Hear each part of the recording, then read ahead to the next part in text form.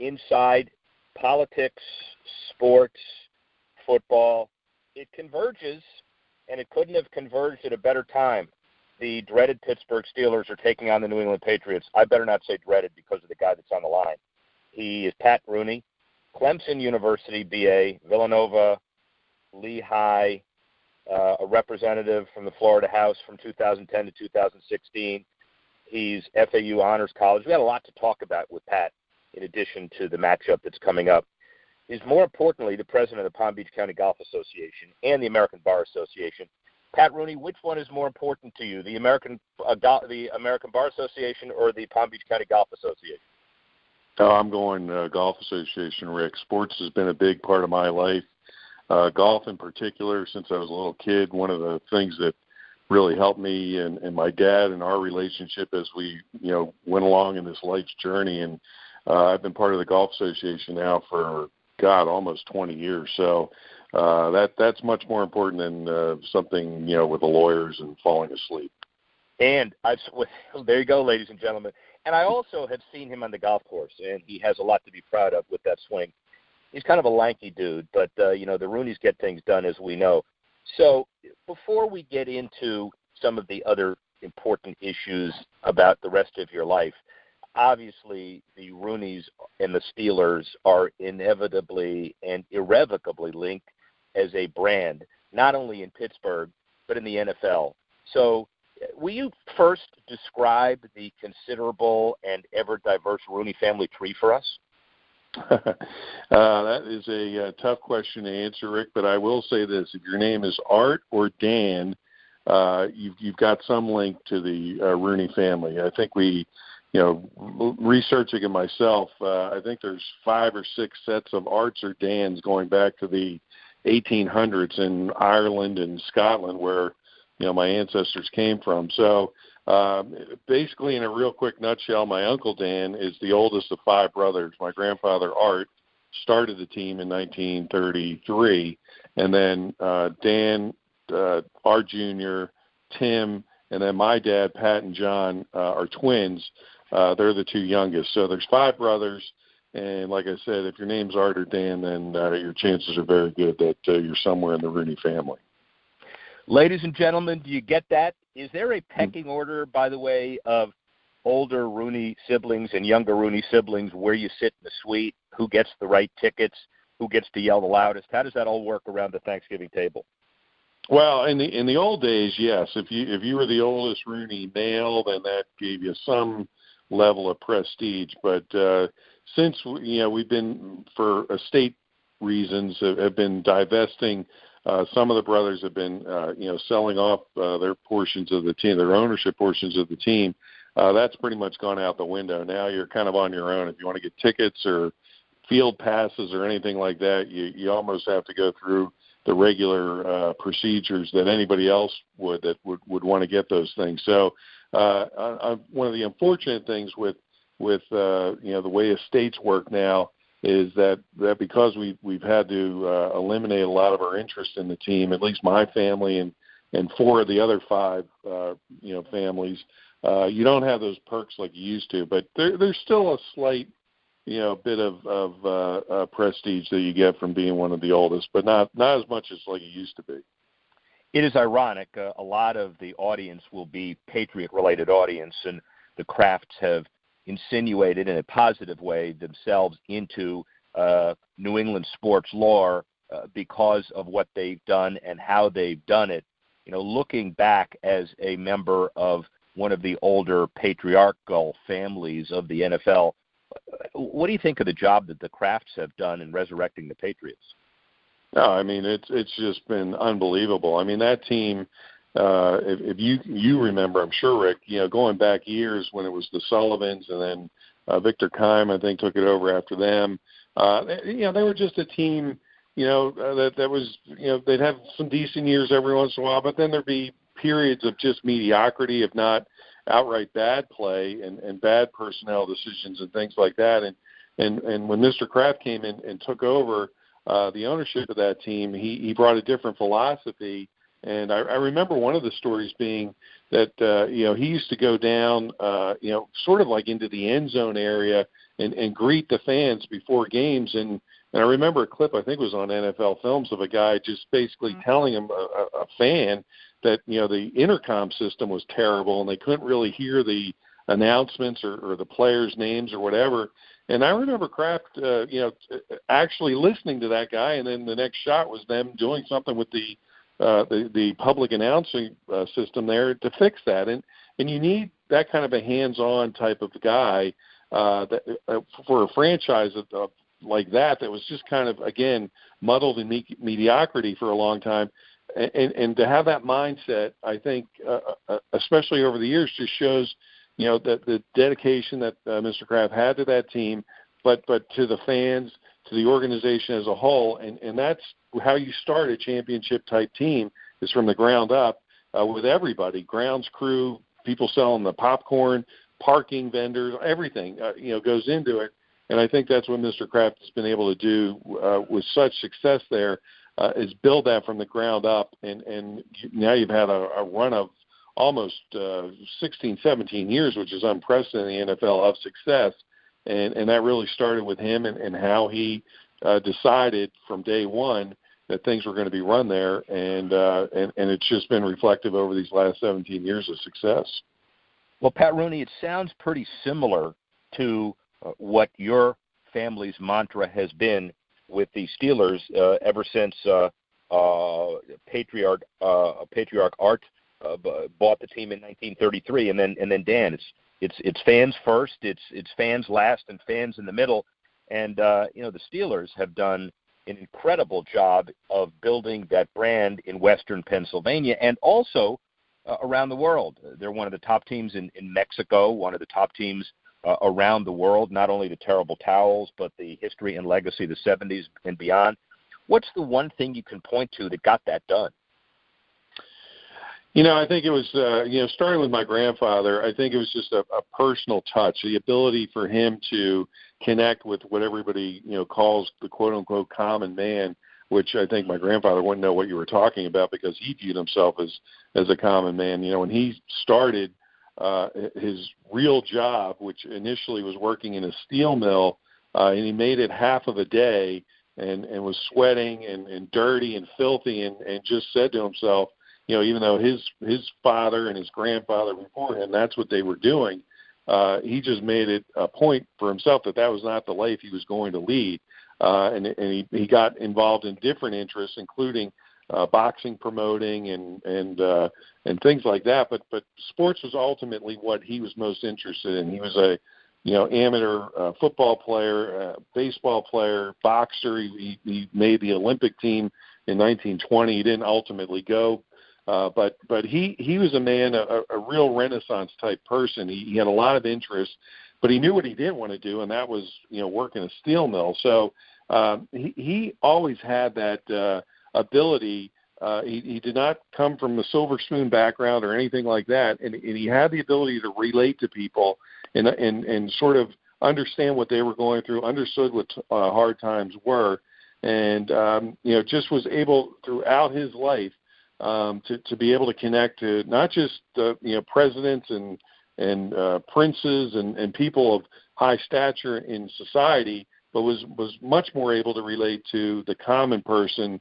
I can't tell you, Rick, how many times I'd be over at his house on a summer break or maybe around the holidays or something, and it almost happened without fail. Somebody would come to his door because he didn't live in a highfalutin neighborhood in Pittsburgh. People would come to his door and not necessarily to ask for money, although they did, but ask for, can he get them a job somewhere? Can he find something for them to do?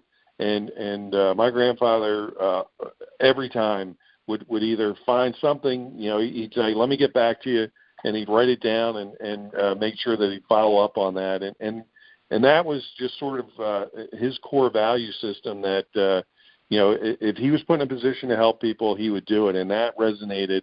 That resonated throughout, the blue collar town of Pittsburgh. They just viewed him as one of their own, and not somebody, quote unquote special or anything like that. He was just a person who happened to be a hard worker in Pittsburgh, but that made it through a lot of those hard depression-type times, and then was able to give back. And I think that's the one thing that he was able to, however you do that, to bring that to the team where, again, the janitor or the custodian was on the same level as the president of the team in terms of a team moving towards a goal, and he viewed everybody with equal importance. It would be great to get back to those days. So just hypothetically, you can't answer this question. That's the beauty of a hypothetical question. But it's been 85, 86 years since the Steelers came into being, and Art Rooney originally.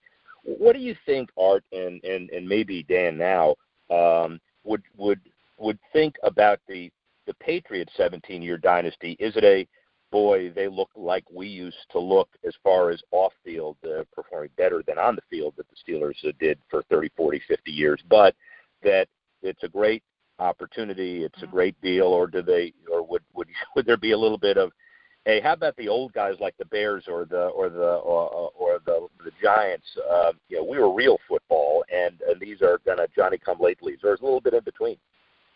I don't think so. I think I haven't really spoke to my Uncle Dan about his thoughts on the Patriots per se, but I'm just knowing him, knowing the family the way we are. I think they're happy with what New England has been able to do, and yeah, I mean, we want to beat them, and we wish we had some of the success that they've had, because our team has been decent these last 15, 16 years as well, but we haven't been as good as they are.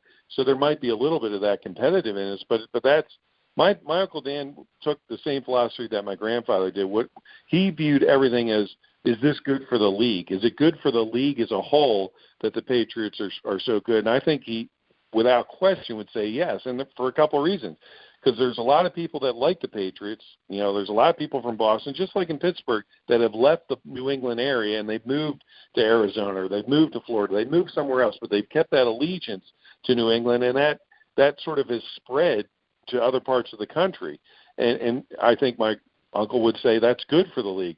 But more importantly almost is there's a lot of people that hate New England.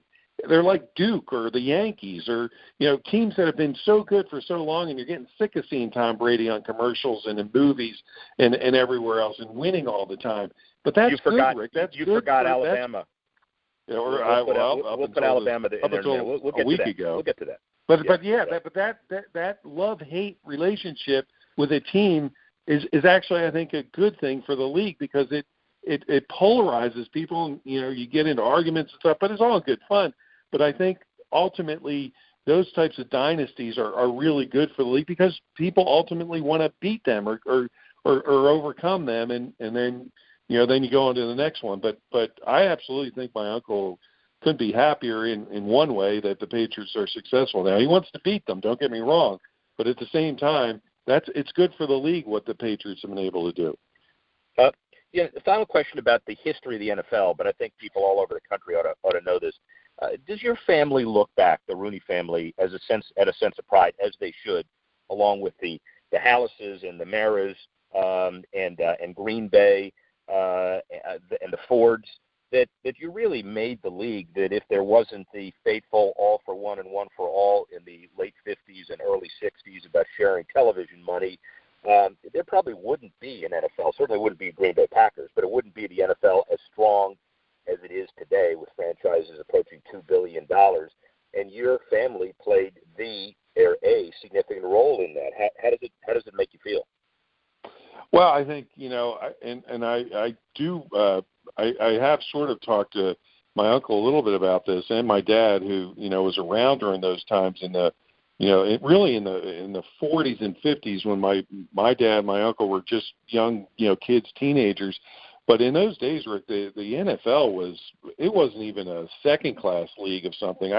In those days, boxing, horse racing, college football, and especially baseball were kind of the kings of sports, and pro football was really looked upon as I don't even think it was categorized as kind of a real sport type thing. It was guys trying to make money off of something that the pure college football arena, it was a more pure arena. So in the 40s and then getting into the 50s, football was really a struggling entity. And there was really no guarantee that it was going to continue to be able to be something on an ongoing basis that was going to make money. And my grandfather always said, his biggest thing was not winning on Sundays. It was making payroll on Mondays because, again, you just didn't know if you were going to get, the people to come out and see the game. So when the game was starting to grow in the 50s, the teams like the Giants and the Redskins and the sort of from the main television or the population markets, when they'd go to Pittsburgh, that's when we'd have our biggest crowds because you get people that couldn't necessarily get tickets or whatever in New York. They'd come to Pittsburgh or Washington. They'd come to Pittsburgh to see the game. So that would help our gate. And really what happened was those teams started saying, hey, this is Washington and New York. They'd say, this is unfair. You guys are making all this money off of our fans that are coming to your games and spending money on parking and stuff like that. So really, it wasn't quite, I don't think, as altruistic as a lot of people thought it was going to be, but those teams sort of said, we want part of the gate. We want part of this because, that's we're losing money because our fans are going to see in your venue. And so what I think happened when the TV started popping up in the late 50s, early 60s, is that revenue-sharing mantra just took the next step with TV. And it ended up, obviously, like you're saying, you wouldn't have a team like Green Bay or some of these other real small market teams. They wouldn't be around today. But TV and that revenue sharing was able to keep a lot of those teams afloat through their bad years. And ultimately, when we got to the Super Bowl era and the sport exploded, this sport of pro football, it was like the rising tide, lifted all the boats. So it was a weird thing in the early, the 40s and early 50s. Of the quote-unquote revenue-sharing concept, that it wasn't quite like the Giants were like, hey, we want everybody. The Giants just wanted their take of what they thought was, belonged to them, but that ultimately, either, through luck or however you want to categorize it, ended up being a great thing for the league as a whole. Altruistic or not, it's certainly a great place in history, and the Rooneys deserve their highest place. Now, think carefully. This is the last question I'm going to ask you. If you had to make this choice, which one would it be? You won in the Florida House for 3 elections, District 85 from 2010 to 2016. If you were granted a winning of an election for the rest of your life, A, B, your beloved Clemson winning another national championship, or C, the Steelers winning the Super Bowl, which is it?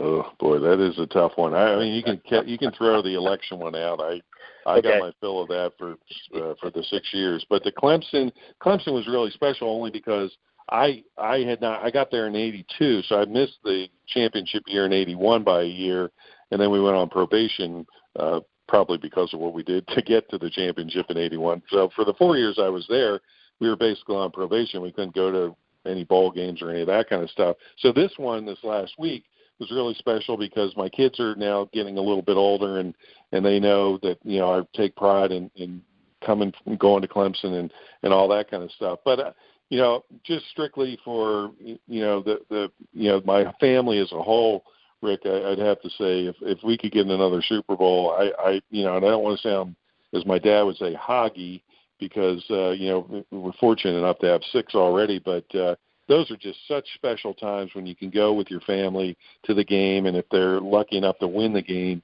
there's such a sense of euphoria and happiness that really there's nothing else on earth that I've ever experienced in my life, with the exception of maybe my kids being born, that can match that feeling, even if it only lasts for a few days. But, boy, it's such a fun thing to be able to share with your family, especially, my kids are still relatively young, and to see the looks on their faces when the confetti's coming down and everything, you can't buy that. Ladies and gentlemen, good friend Pat Rooney, he's no longer in politics, but that sounded like a classic political answer. Rick Horrow, Beyond the Scoreboard. Be back in a minute. Hey, that was good, Rick. That was awesome, man. That was perfect. That was about as good as it gets.